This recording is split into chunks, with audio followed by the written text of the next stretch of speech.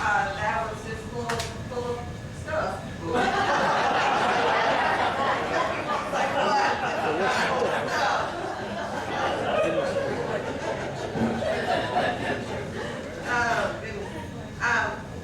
Anyway, now that you got your cell phones off, I'm going to go over a little bit of stuff with you. This is our last program before our summer session starts. Now, Wednesday, we're going to have the Bicentennial, Louisiana Bicentennial exhibit from the State Museum here. I got it in this morning. I'll be putting it up tomorrow, so Wednesday it will be here for about 45 days. So you want to come back and see that. It'll be set up back here. Very nice exhibit. So that I'll be working on getting that put up tomorrow. So that's something you for sure want to come back and see. Then we'll hopefully have some other programs and things that will happen during the summer. During the summer too, if you've got grandkids in or small children that you want to bring in, we give away a nice coloring book, and we call it our History Pioneer coloring book. It takes you kind of just like going through the museum, but it's a nice little book. Adults like it. We probably give it away more to adults than we have to kids. But those are very nice. And the library here sponsored that last year for us, so we still have a few of those left. So we'll have that program going on. In September, of course, we'll have our fundraiser gala. And then in October, we have another speaker planned, and that's going to be Mr. Mike Harper. And if you've ever heard Mike do any of his speaking things that he does out at the cemetery tour, Mike does a wonderful job, and I know he's going to be a great speaker for us in October, so I'm really looking forward to that. Because the Harpers have a whole lot of very rich history in this area. They're one of our pioneer families, and a lot of people didn't realize that. They're some of the very first people that are buried at Old Minden Cemetery.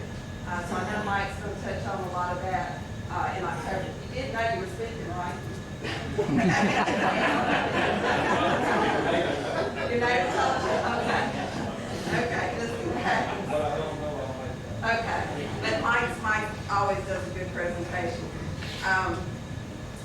Let's see what else. Okay.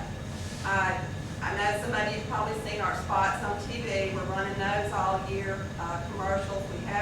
I have seen an increase in visitors, and a lot of them said they've seen the TV spot. A lot of them have seen our billboards. We're also looking for new places to put billboards. So if you own some property that has a billboard on it that you might could let us use, contact me and let me know about that, because we'd like to put a billboard at every entrance into Minden or Webster Parish.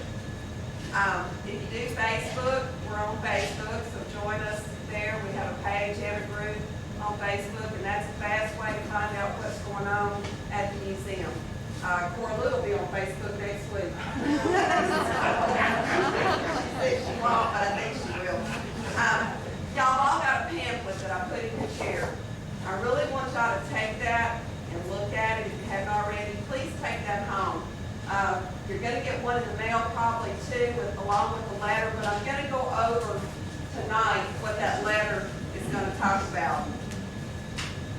We have been talking to the DePingree family about purchasing the building next door, and they have agreed to sell us the building next door. We figure they've agreed to sell us the building for $135,000.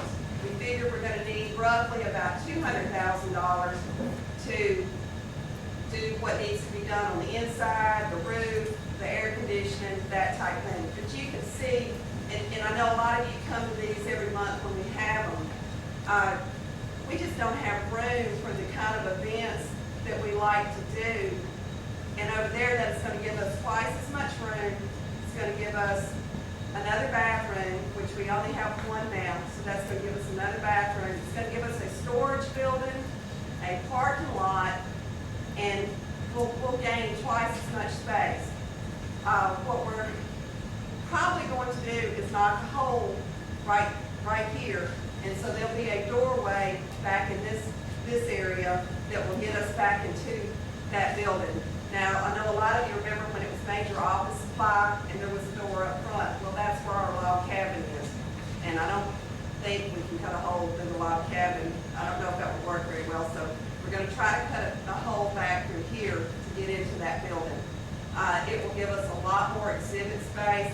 We'll still have this room, but we can put more exhibits in this room. We can fill up this room right now today with military exhibits. We get so many items that people want to donate that are military related that we can do a full room back here of just military related items.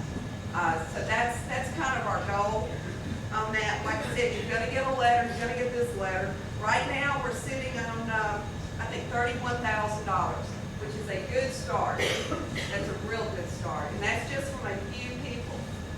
And I know everybody in this room, there's a lot of people in this room that could donate quite a bit of money, and we're hoping that you will do that. There's some people here that couldn't donate, they can't donate quite a bit of money, but any amount will help. So if you would please take the brochure and think about it and see what you can donate. Now, one option that we are offering, because we are kind of stretching it out till Benny has given us till September of 2013 to raise this money. And the reason he did that was because that will give us 2 of our museum gala functions to get in there.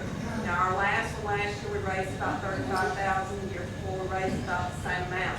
So we're hoping that from generous donations, hopefully before September, that will give us 2 that we can pull from if we have to. We'd rather not pull from the gala because that's our money that we use to operate on throughout the year.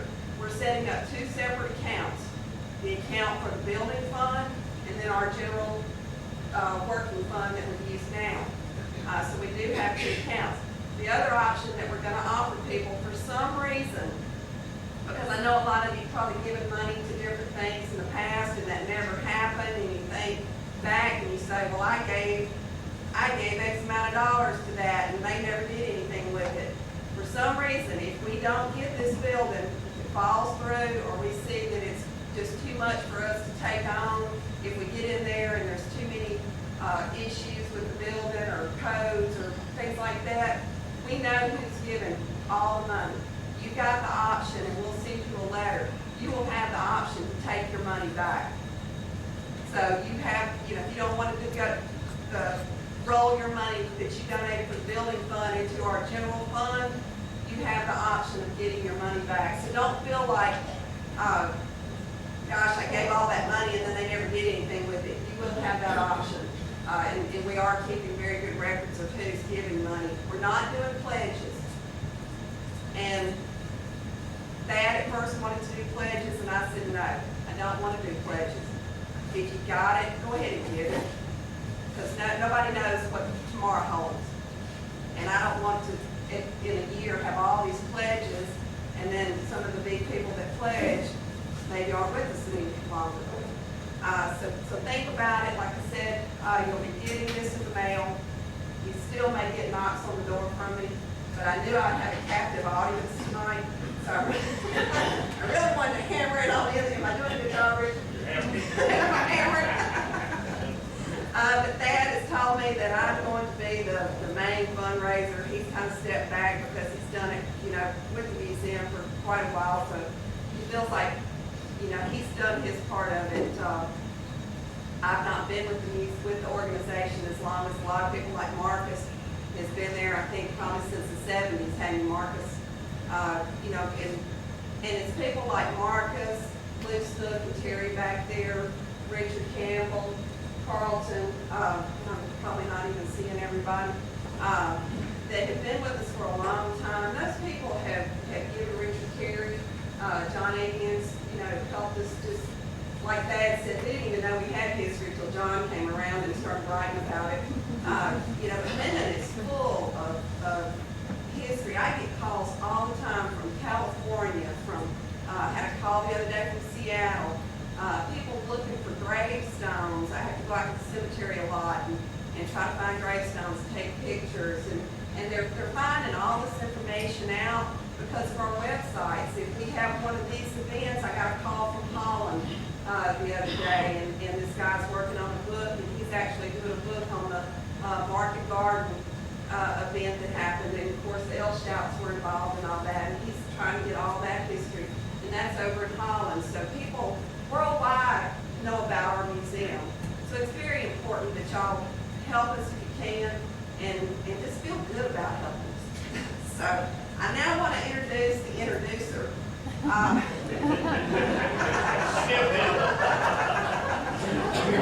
Colonel Carlton Crowcrow.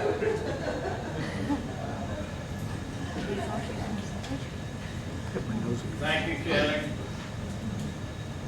I can't really claim Leonard Miller as a former student.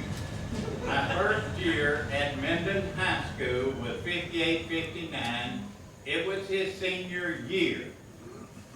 And so I did not teach Leonard, but I did teach his much younger and much more attractive sister, Cynthia. So, since I taught Cynthia and he was at school at the same time, I am going to claim him as a sort of former student.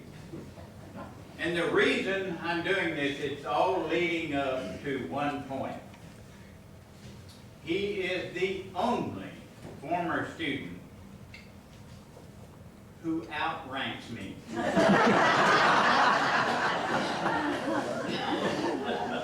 I was the ranking officer on Drake Drive until he and Carolyn moved on to Drake Drive.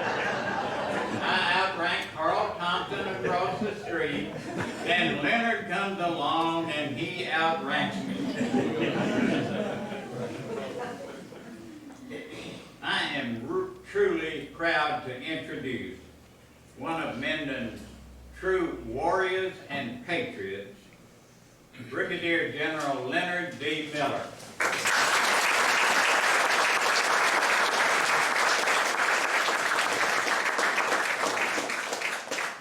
What a privilege to be here, and honored by all you people showing up. I hope it doesn't bother you, I'll stand behind that podium, but they scare me. It reminds you of a preacher, and I'm not a preacher.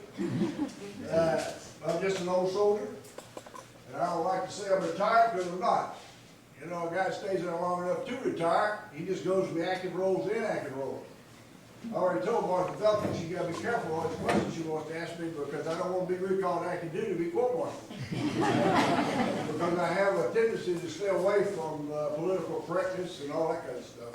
I'm going to tell you exactly what I think you asked, but thanks for coming. Before I get started, I have two questions. One, how many men in here wore the uniform of the Armed Forces of the United States? All the branches, National Guard, Reserves, active duty, whatever. Doesn't matter. Thank you very much. How many of you ladies lived in a household with a guy that wore the uniform? While he wore the uniform, whether he's here or not? Thank you very much. Now, my Carolyn told me not to introduce her, but I got to. Because I'm using her as a stand-in for the military wives, because what I want to talk about are the contributions of these military wives in the life of a professional soldier and what they do. And I'm going to give you a few examples of some of the things we went through. My wife for 50 years, right back there. She was the queen.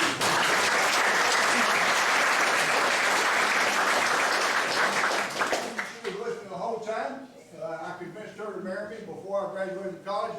My senior year, she worked in a little Catholic school at Northwestern while I kind of, finished up my degree.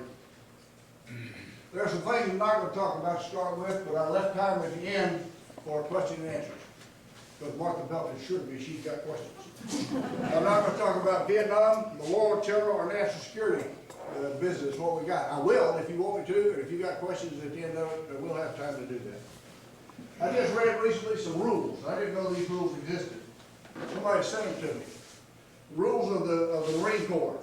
Always cheat, always win. The only unfair fight is when you lose. Army, don't listen to second lieutenants who could get you killed. Air Force, make sure the base is as far as possible from the conflict, but close enough to get tax exemptions. The Navy, go to sea, drink coffee, and deploy the Marines. I want to give a little bit of my background, and I use this in the military. I was raised in the hills of North Louisiana, didn't go to a large university, certainly are liberal. I was taught at a little place called Minden High School, And I had an executive officer one time, when I heard him briefing some lieutenants and captains this after I was battalion commander, he said, "Hey, when he pulls that old country boy crap on you, watch out." Well, what I really want to talk about is the military families and how they fit into the team of the armed forces. We talk about the soldiers deployed and the Marines deployed and the Navy and all that kind of stuff.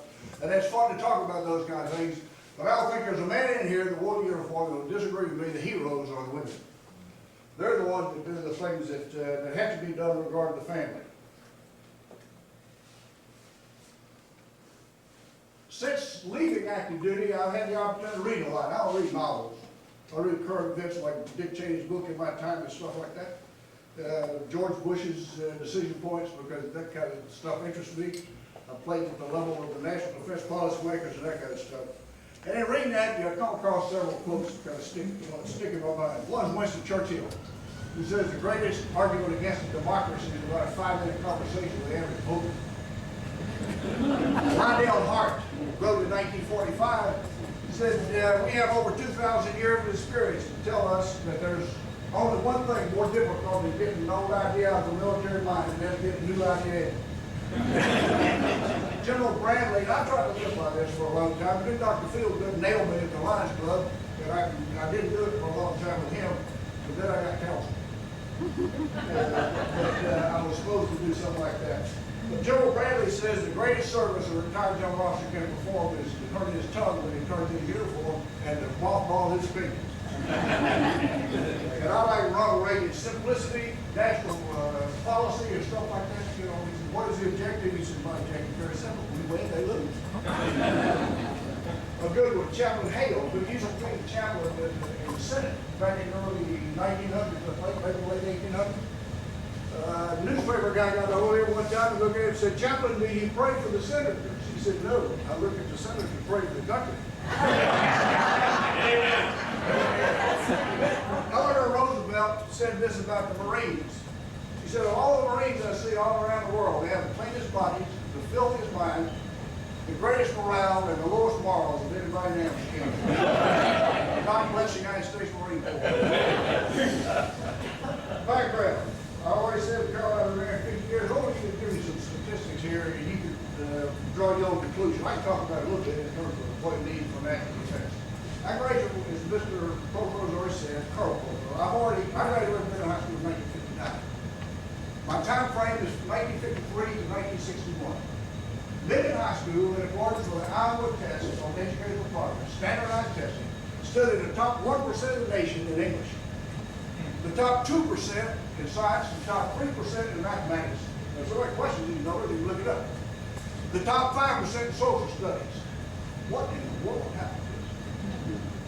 When you look at one of those products, talking about Minden High School, I already mentioned a couple of my teachers, which in those days, teachers were more interested in, I think, the overall student and what he was doing and how he lived and where he came from and what he learned than just the subject matter. One of mine called me Tiger is sitting right here in this campus. What I want to talk about, mention a comment or two, Mrs. Connie Harper, taught me English, had her for 4 years. She had 2 statements, which you carry through life. What it was, some of the people may have used them, but Miss Connie Harper's right over there. I may not teach you anything, but I will certainly expose you to what you do not know.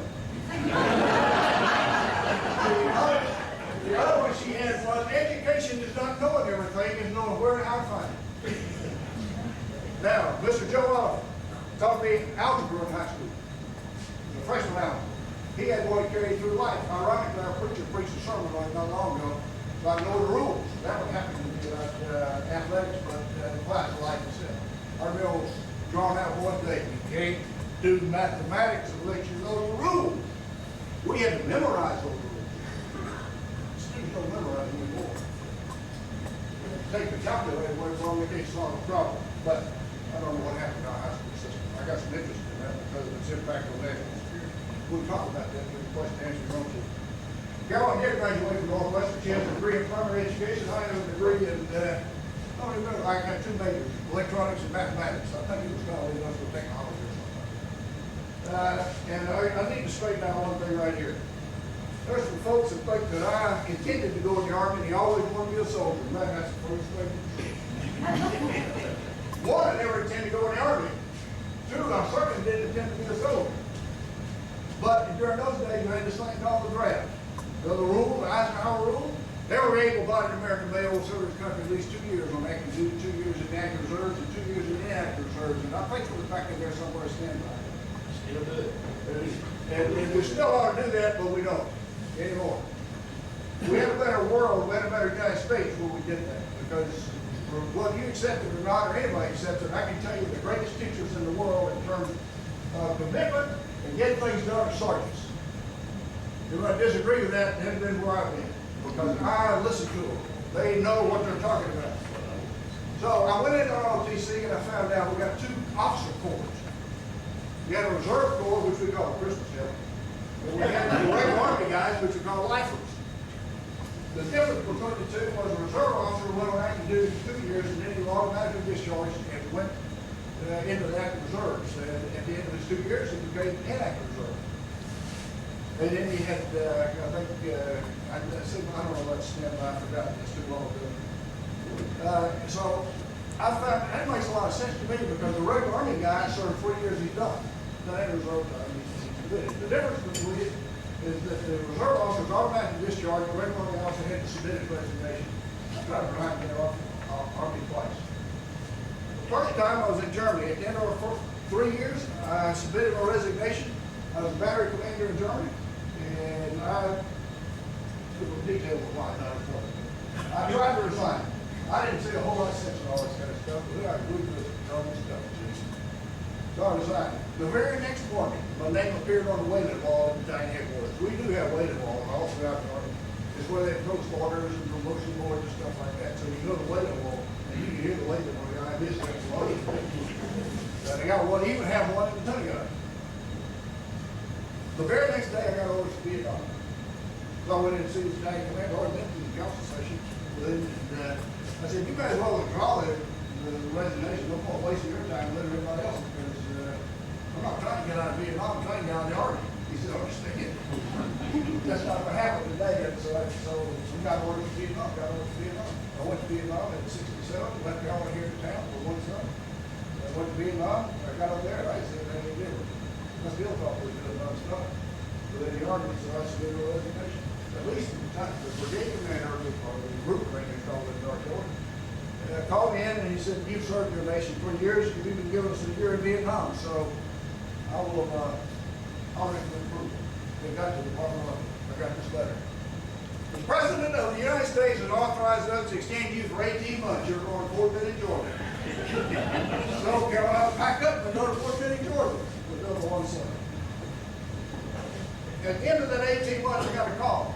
It says, hey, we want you to go to the advanced course. I said, not me. I have a resignation in my file and I'm going out. I'm leaving. So you better think about that. Hope we recommend you go home and talk to your wife. So what for? Because you are a team. The family is a team. So that wife won't have to influence about your future. Okay, that sounds like a pretty good idea. So we talked about it. I don't remember whether it was this time we were talking or some later time, whatever. But Carol finally said, I know you love this stuff. It's kind of a way to get a hold of you. So if you want to do it, I'd rather have you happy when you see me at night than miserable for something I wanted you to do that didn't want you to do. Well, you can't get no better than that. So I called him up and I said, we'll go to advanced course. Now, what I fell in love with the Army is this little thing called command. You heard Richard Campbell talk a little bit about it. And the reason I fall in love with it because it kind of goes along with the Christian faith, belief in the Christian faith. It's not about me, as a commander of the unit. It's not about me at all. It's about the late unit fight, high before the duty. That's exactly what it's about. So you kind of step to the sideline, that's what it is. Now, a part of that team becomes that wife and your family. And I'll get into a little bit of that in a little bit. But I want to give background and experiences. You might have some questions on the level of command. The battery level in a field artillery unit, I was privileged to command every level of combat field artillery organization the Army had on. I mean that, when I say privilege, I mean that sincerely. Because the Army is a pretty good body, a pretty good organization that screens them very well. It's a centralized selection process at the Department Army level. So that in our case, in my case, as a field artillery, they call all field artillery. Lieutenant colonels that have a little background in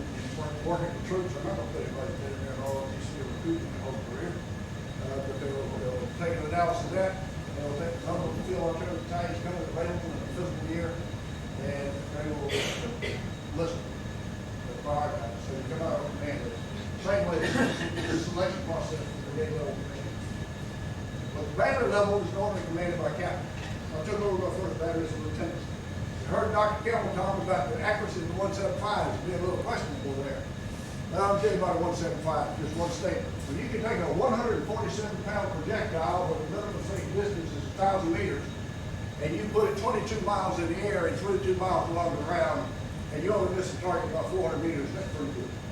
The B-52 pilots were called back and were given the air advisory when they were flying over us in Vietnam, and he'd say, "What did you say?" Because he was flying at right around 30,000 square feet, or 30,000 feet.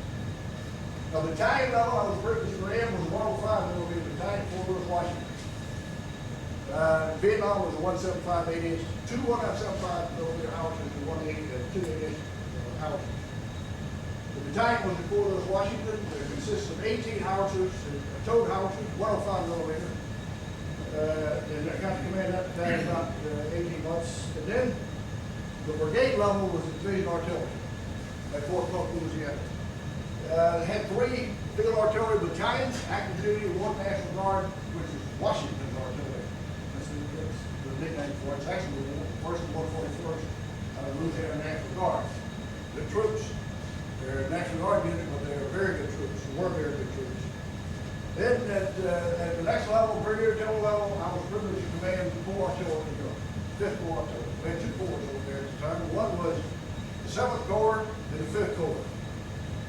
That was an experience and a half. That unit consists of, when I first got there, 3 brigades. But at some point in time, we were deploying the 7th Corps to kick Saudi Arabia, kick Saddam Hussein out of Saudi Arabia, or out of Kuwait. So we had 2 corps, 7th Corps. My friend, Craig Abrams, commanded 7th Corps artillery. I had to give him all my MRSs and all my 155s, and I took all his ash and trash and kept in Europe because 7th Corps went to Saudi Arabia, and we stayed in Europe. At one point in that command, there were 5 brigades, 23 battalions, and about 10,000 soldiers. Carolyn and I traveled, she traveled with me some, because their widest functions know all about it. And she developed all that. Now, where the wives come in. We didn't bring those wives back to the United States. We left them in Europe, and the family stayed in Europe. And I got up at all hours of the night to go deploy soldiers, and because I saw mine off their mind. I felt like they were mine, because when you take command, nothing you can't blame. They've got previous guy. In fact, you never mentioned it. It's just systemic within your army. When you take the colors of that battalion or that brigade, or that unit, it's yours. If you don't like it and it's not functioning right, you are responsible for it. And you are responsible for everything that any other fails to do. I think Dr. P. will be together. That's a fact of that. You can get chewed out because the soldiers screwed up downtown somewhere. What do you want to waste? I've been there. Been chewed out there. Boy, call me up. Well, what are you doing? Man, I'll take care of it, boss. The last command was field command defense operations. That was an experience. I didn't care for the job, didn't want it. But in the early days of training as a lieutenant, and at Fort Minden, Georgia, came back home. I was told by my boss, when I was a brand new second lieutenant, I didn't know what I was getting into. He said, "You do a good job with these little weapons, you will never have to work like getting kicked out of the army. But you got to do a good job." Well, when it came time to go to field command, that's pretty good. That wasn't kind of operation. And they called me and said, "Where do we want you to go?" So I found out where I was. They called me up there. So I called back and said, "I really, hey, you are an ordnance guy." He said, "No, we don't." The chief of staff said, "I want somebody to touch the duty. I punched the computer and your name fell out and you know all the guy. So pack your stuff." So we went to Albuquerque, New Mexico to field command. Other jobs included the action officer of the Joint Chiefs of Staff, and let me tell you, after working there for a while, you're fully qualified to work backstage in the zoo.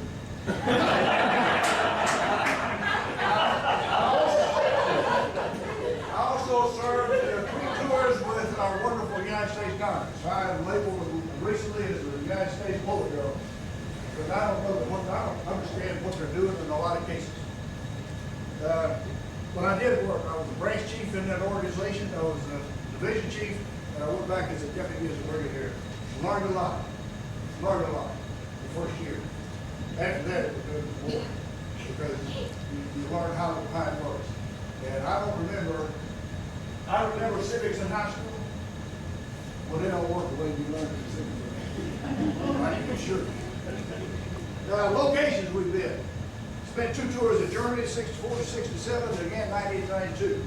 One son was born over there. That's not one son. We went to Vietnam 2 times, 67, 68, and I shut the lights out in our department in 1973 after the peace accords.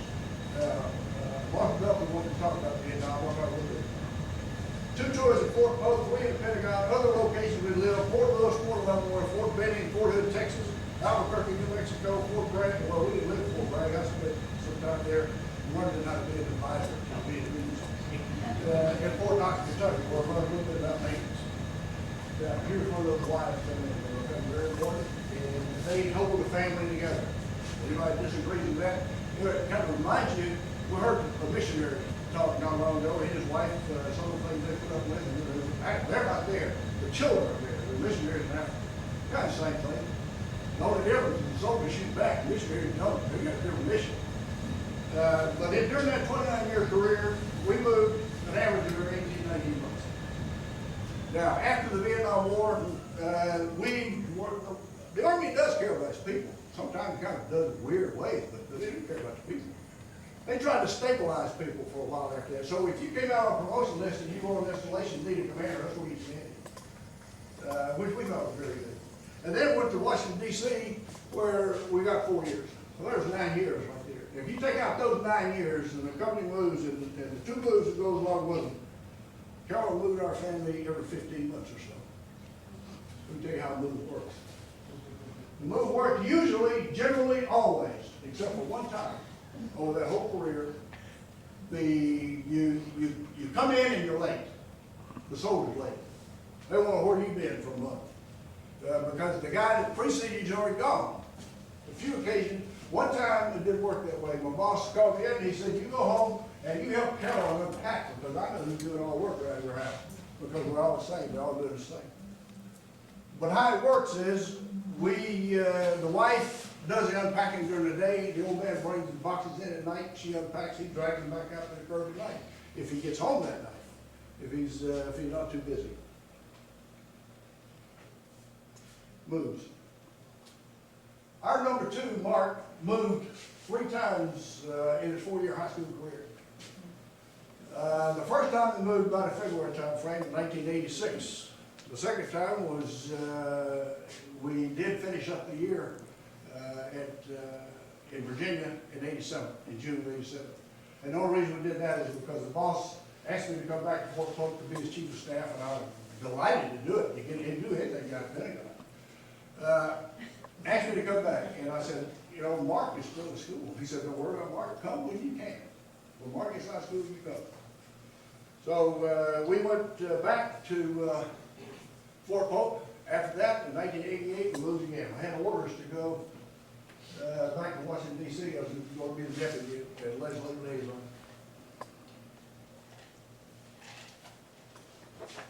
That was probably about the October time frame. Carolyn packs up the car, packs Mark in it, she delivers him to the neighbors as if across the street from us in Fairfax because school was already going to be started. So she left him with our neighbors. You got to develop some friendships in the Army. Left him with our neighbors, he lived with them, and when we finally got back up there, he moved back in with us.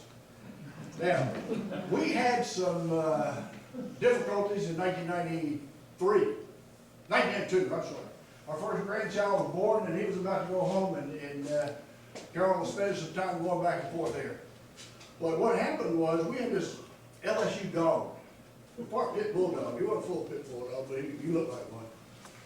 The vet didn't want full pit bulldog, so he called him a boxer. Our number 1 son was a student at LSU, and he brought him home. Because I think the house mother gave him an option, you leave school and move off campus, or you can get that dog out of here. So he brought him home. Well, it just so happened Carol was in the hospital. She was down at the time. She couldn't fight back because she didn't want him. But she fell in love with him too. Well, that dog was in, when we went to Germany, his owner, no one, so I kept him. Olden, Maryland, where they live, around Baltimore. She flies to Baltimore, because that dog couldn't stay in the house with a baby, he'd never been around a baby. So she flies to Baltimore, rents a car, comes down that East Coast, her and this dog, goes to my brother's house, and many of you know Tony, you're Tony about 20 years younger than I am, but he's still my brother. I'm bigger than I am, but I tell my grandsons, here's my little brother. And Tony is a lot bigger than I am, really. So she comes down the East Coast, and she stays with him all night in Albany, Georgia. He works for Cooper Tire, and he still does. He was the vice president for human resources at Cooper Tire. But he was in Albany at a plant there, and he's one of those human resource guys. He's one of those guys that I criticize all the time. You know, they quote a regulation on you in a heartbeat. Well, she leaves, he picks her up some gosh awful hour in the morning and gets her on the road the next morning, calls me up and said, "Look, Carolyn is on the way." I said, "Tony, how'd she look?" He said, "She was fine." I said, "How'd she do it?" He said, "She do good." I said, "I'm really worried about her." He said, "Why?" I said, "Well, she's traveling all alone, coming across country and all that kind of stuff." He said, "I don't think you have a whole lot to worry about. Who's going to mess with a woman with a pit bulldog?" So she comes on to Minden, spends the night, and then the very next day, which is 900 miles from here to Albuquerque, she drove the next day and got in Albuquerque sometime 1, 2 o'clock in the morning, so Bruce and John and I were reunited. Now, one other thing that happened at Albuquerque, I'll share with you. Don't normally talk about these kind of things, but I'll share this with you. It was an education, it was an experience, and thank God for service members that take care of one another. Bruce was, I ran a lot of miles, Bruce. Frank Bruce, if you asked Bruce, "Do you want to be an Army wife and be dead?" He'd lay down and put all 4 feet. We learned that from a lady in Fort Lewis that told her 2 pit bulls. We were in Albuquerque, and I had 3 organizations, really. One was at Albuquerque itself. There's all one organization, but 3 guys that spread out. Had the test site, nuclear test site outside of Las Vegas. The nuclear test site was run by an old miner out of the School of Mines in Colorado. We ran the last underground nuclear test in the United States in 1992. Spring 1992. One of those years. That was quite an experience. Now I got to tell you, during that test, I was impressed because I walked in. They're all PhDs from Washington, you have people out of Washington, D.C., all these experts that know all this kind of stuff. You was running that show. R.D. Major sitting over on the corner. He don't always start over going in. He said, "Close this thing, close that down, close it." I asked Joe, who was the guy that ran it for me, "Joe, where are you going?" He said, "I'm going to be upstairs on the deck, but this thing's dense. We got a problem." And they had one in. So I'm going to learn from people older than I am. So I said, "Joe, I'm going to read." I left the room with all those communicators. So my boss is there, he can handle it. And I went with Joe to learn what we do to be able to handle it. Back to Bruce. I also had a place out in the Pacific called Johnson Island. So we did testing in the 1960s, 1963. We had an accident on the pad. And we were in the process of putting that stuff up. Now, this is 1990. We were in the process of putting it up. I spent an awful lot of time on the road. And also, if I got called back to D.C. to get proof, get run down, or get whatever I needed, I had to go back there. So I was always gone. I said, quite frequently, y'all live a life for a life. And one night I came in, I was gone. I came in, and she didn't say anything. I didn't notice anything any different. And the next morning she said, "Now don't you be mad at Bruce." What did he do? She said, "We're going to look at that door." I went back and looked at the door, and the bottom half of that door is almost chewed through with wood. The top half of glass. Somebody had come in here and taken the door casing off. And sitting on the woman standing against the wall. She cleaned it up, she cleaned up the place. And I called the housing officer and I said, "Y'all need to go fix the door." The dog tore it up. He goes out there and he goes, "I didn't know all this was going on." He said, "She he's the captain of the house, I'm not. But he called him back and he said, gentlemen, y'all were the victims of attempted terrorist attack. I hadn't heard that. You say terrorists are not here in the United States, you're right. And like I heard the other day, you got your head to say it if you don't think they're here. And he and his wife had been a victim, an attempted victim of a car bombing when he was stationed in California. And he said, well, who's got the keys to your house? Nobody I know of. So he said, what happened is they came in to either put something behind the door or take something out. Maybe take something to take out the door. He said, but he knew when he would do it, because the way we designed the door, he could only get it off one way without tearing it. And he said, what happened was, we think what happened is that he got it off, and about that time, Brutus rounded the corner and wouldn't have it. And he said he bit all the way through that piece of wood. And you see, he told me, he showed me 6 people, all the way through that piece of wood. Well, they got that fixed, but to finish it up, Carolyn had to take Brutus outside, and they brought in the dog sniffers, and the electronic sniffers, and all that kind of stuff. And the only thing he said to me was, we knew we had terrorists here in Albuquerque, we just didn't make it right, but we know that. So that was a lesson for me. Okay. It was a privilege to run that by you and reminisce a little bit about another place we've been, what we've done, and how the local floor, what are the questions you got, Walker, you got one? I do. And I may have a follow-up. Okay. I listened to those press conferences from Washington.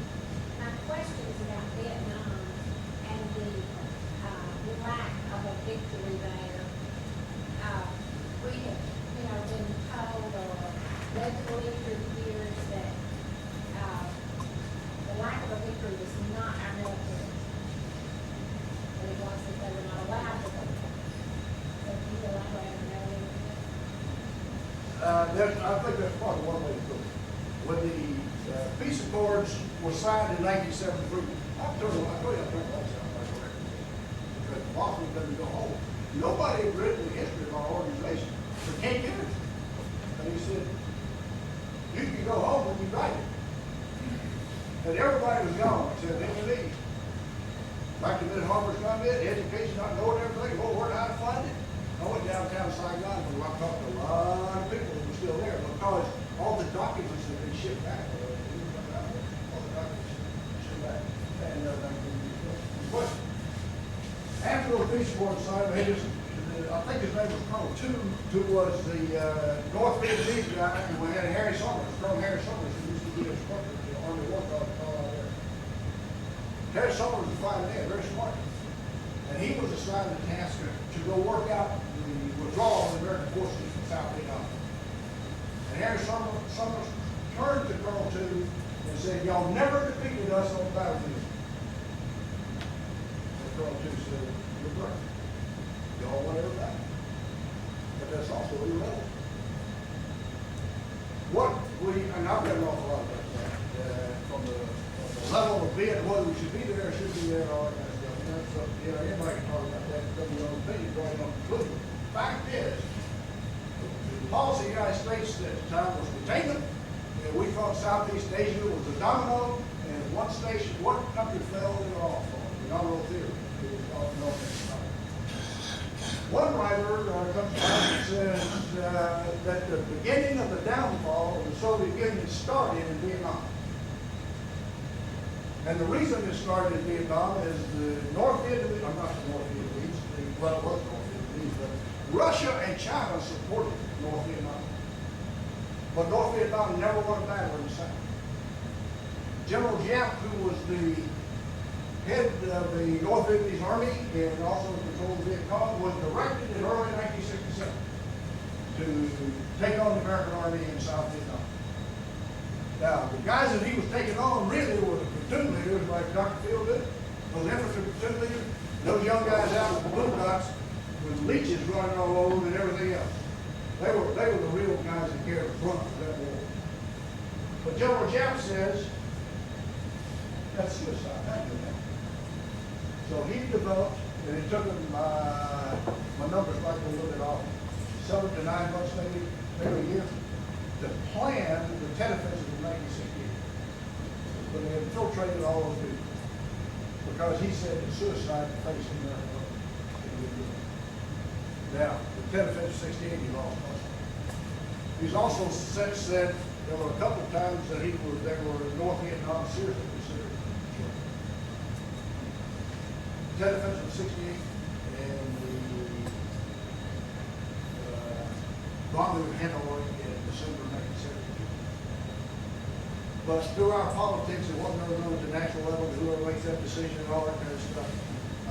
Like I said, Lionel Hart said, I think you get a man down, can't you? And we had the North Vietnamese down, we had the South Vietnam down, but we didn't get them. So as a result, we lost 58,000. Was it worth it? I don't know. But also, as you read, and like I said, I've done a lot of reading about it. I'm interested in those kind of things. Lady Johnson, the final war successful, you got to have military, you got to have the national will. We failed with the national will, but he would not go after it to get the people of America behind it. And he had the American people behind it. One other thing, we talked about the 2 times. So we knew that we had a friend that was the American press. You remember Walter Cronkite's famous quote that he painted in this reporter, "This war is unwinnable." You know that? It was unwinnable. When you can't win a battle, just win them. Well, from the other side. Is that? Okay, my follow-up is, fast forward to today, how much attention does the current administration, by that I mean whoever is in the administration at the time, how much attention do they really pay to the generals and the commanders on the line? As the news media tells us, that they're listening to the generals and they're telling them what to do, and that's what they're basing their decisions. How true is that? Or is most of it politically? The best way to sum that up is Mark Twain. Mark Twain said, "You don't read the newspaper, you're uninformed. You read it, you misinformed."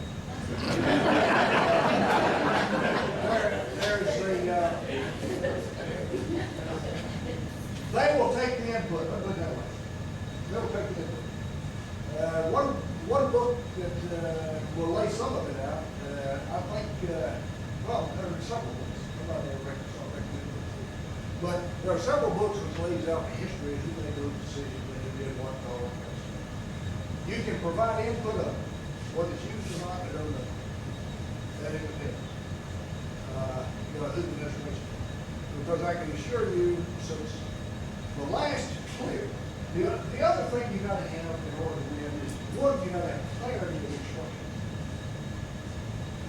And if an order can be misunderstood, it will be. No question. Right? Right. If it can be misunderstood, it will be. And I didn't find out until recently, a guy I used to work for that was a fine man, very smart. He hammered that in our head when he was poor man. Clarity. And he would go back to our head and say, "We got to clarity. What is it they want us to do?" This was after the wall came down, and we were trying to put this peace dividend together for the United States Congress so they could take the money they saved from it and waste it. Because that's exactly what they do with it. They're a peace dividend. You got a national security requirement, you're going to pay for it. It's not free.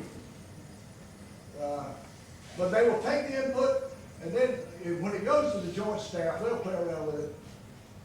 And then it goes over to the National Security Council.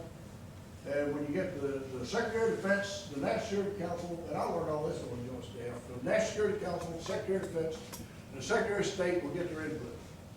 When you got some powerhouses like Colin Powell, the Secretary of State, Don Rumsfeld, the Secretary of Defense, and Condoleezza Rice is the National Security Council, that's a pretty powerful team. Let me tell you what, egos get pretty big. Condoleezza Rice is one of my favorites. I'm right now in the process of reading her book, No Higher Honor. And it's a pretty good book. But she is, she's very smart lady. Yes, sir. What sort of interface did you have with the Israelis, and give a little bit of your take on the current status of things between them and Iran?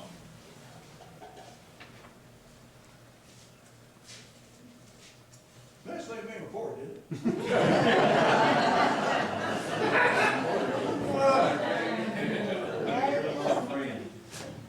Yeah, I know among friends, but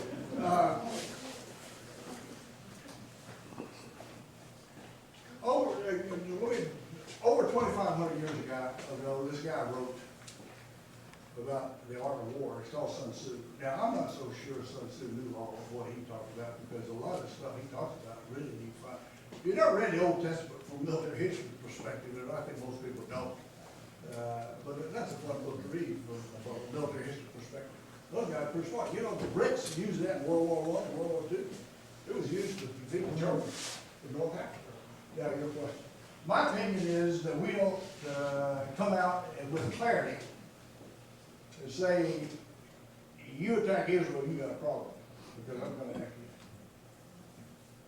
you. Netanyahu, there are 4 people I'd like, 4 or 5 people I'd like with me if we go to war. Total war. Total war. I'd like the Canadians, the Brits, the Germans, the Australians, and the Israelis. Those are fighters. Yes, sir. I'm holding my hand up for Lou. We've been ordered 3 times. I'm sorry for you. I want you to tell them and me about your daddy being a prisoner of war in World War II. Okay. My father, and most of you know Miller. Dad was captured in World War II at the Battle of the Bulge. And until the 9/11, it was probably the greatest era failure in the American intelligence system was the Battle of the Ardennes, called later named the Battle of the Bulge. Daddy was part of, I think it was the 32nd Cavalry Squadron. And they had moved into a little town called Hunsfeld, Belgium. I read, our boss, when I was in Europe, took us on a lot of training exercises, and I was privileged to go to Hunsfeld, Belgium, on that training exercise. And what he taught was the history of the initial invasion. But there's also a book called The Time for Trumpets that is a good book which covers that battle. He was captured, and from the only thing I know about what it was, he was stayed in a prisoner of war camp, I think 4 months and 12 days. And he was liberated. Yeah, this is kind of interesting to me. They didn't have anything to eat, they didn't have a whole lot to eat. Now, in addition to him, I was part of the Krause. My mother was a Krause. That Krause clan was something else. There were, in that family, there were 5 kids, 1 boy and 4 girls. All 4 of those girls, husbands, were in the army. 3 of them in World War II. I think Aunt Faye was the youngest, and he was not. But he was in the army. Dad was a prisoner of war, so was Uncle Jack, Bob Dan King, was a prisoner of war in Germany. And they were both liberated and came back here, and Uncle Jack had a twin brother named Joe. Joe went to Korea and was a prisoner of war in Chinese. So he had some tough times with that family, but he was a prisoner of war for 4 months, 12 days. Never talked about it, and after going through Hunsfeld, I talked to him one time and said, you lucky to be alive. He said, I know it. I invited him, I told him to come over and see us. He said, I go over there. I tried to go over there, I went over one time and tried to kill him.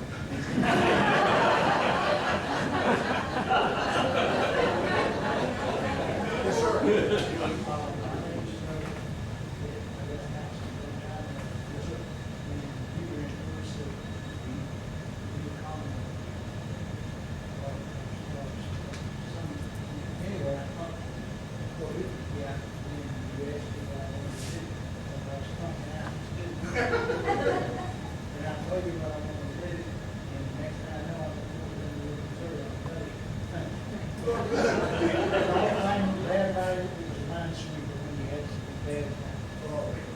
Yeah, I talked about the lieutenants, right? Being the guys that carried the war in Vietnam. Let me tell you about some guys that you don't think about. the other thing about infantry guys, faces and combat and all that kind of stuff, soldiers, engineers were the first guys going on landing zones, you know? So they come off on landing zones and pull all these things. Appreciate the service. Yes, sir. There we go. I know that there's a move underfoot, you know, if everything goes all right, the military is going to be cut back considerably by this commission that has failed to do their job. You know, how's that going to affect our military? I understand Lieutenant Colonel of the Air Force Reserve now. How's that going to affect our current military? I personally do not believe that those automatic sequestrations are going to have that. I kind of try to keep up that kind of stuff on the website I go to. I don't think all that's going to take place because Congress is working with it right now to try to protect that. Leon Panetta, even though he was appointed by the president and all that kind of stuff, he's been Democrat. He has said that we got to stop it. With him saying that, and this kind of thing. Now, there are some savings that can be made in Pentagon. They will be in where they are, but there are some savings that can be made without Pentagon. The tanks and the aircraft carriers and things.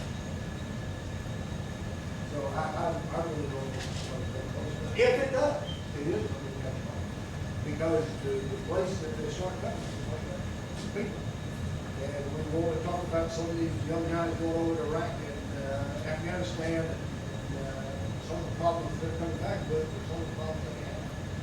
You know, when you deploy a guy into combat, and on average, this is just an average. I think my numbers might be off a little bit. World War II, the average number of days a guy saw combat in World War II was about 40 days a year.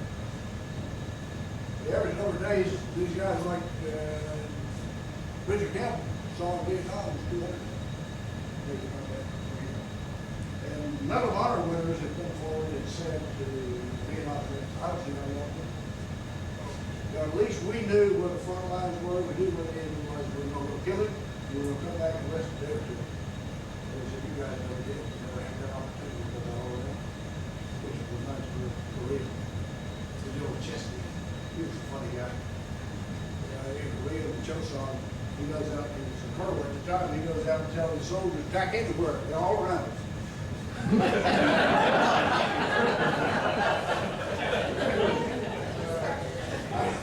don't cut this off, but I got all night. Yes, sir. He was a good man. Good man. You know, I just have one quick question. You're the only Brigadier General I know or have ever known, so I wondered, I mean, it seems like you were always trying to get out of the Army. Are you I did for 7 years. Did they just keep eluding you because you went back in? Or what, how do you get to be a Brigadier General? I mean, do you get introduced somebody recommend you? You go up the ladder and you keep trying to get out. To tell you the truth, yes, when I made Lieutenant Colonel, I thought I was by far the ever knew. But I think that's probably what I'll make it what it be. You know, I do think God has a plan for all everybody, whatever the plan is. And you just gotta say yes to it. When you say yes to it, then things will work out.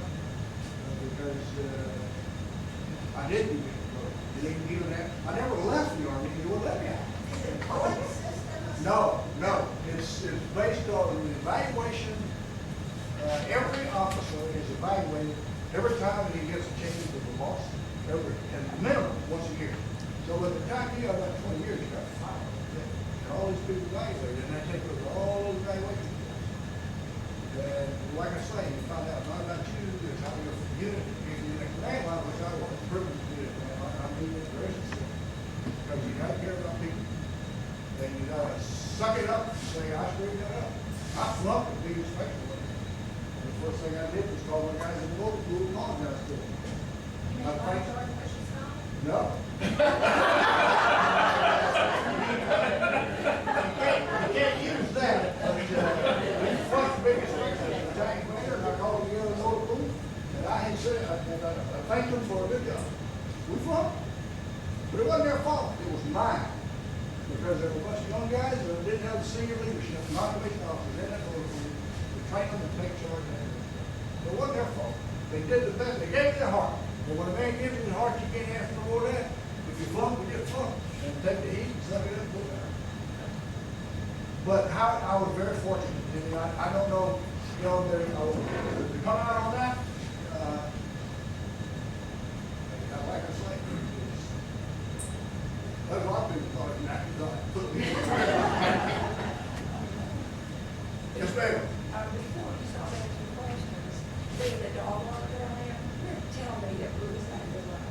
Bruce had a wonderful life. We ran until, we had to put that. Vet told you, want to get about 14 years, and that's what we got out of it. But he was a great pet, great dog. How did you have that? Our son at LSU, That's not. got him, they brought him home. They called his mother in the hospital, and he got a broke dog home. So she was a good sport that and yes. You ever got inspection like when I said the name, this colonel came out and started nitpicking all my colonel told me, and said, Colonel said, we're going to war up here, you need to go back to sign up. He walked over, I was playing up back to sign up, and I said, Good for him.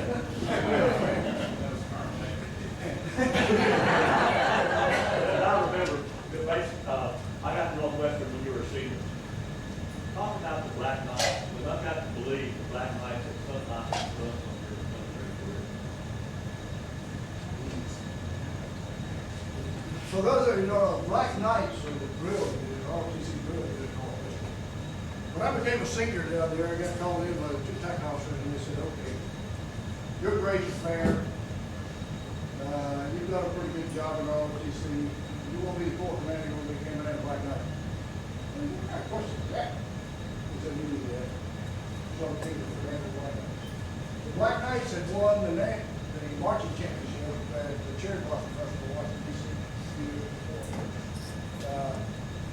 And we had gone, I think on a stop, we'd gone to Washington, D.C.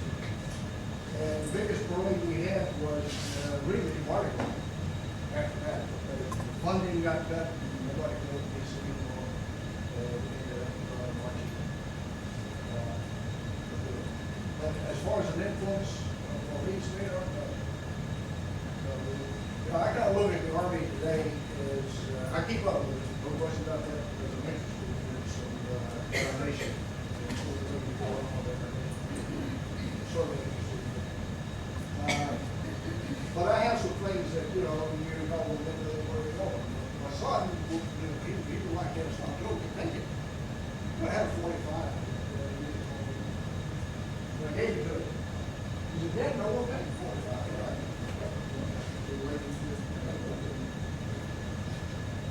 Actually, that's what I did. Target store was not a judge. You know what I mean? So I gave it a mark. But the way I kind of look at it, that's kind of in the past. It's just, I learned a lot. I wouldn't swap it for anything in the world.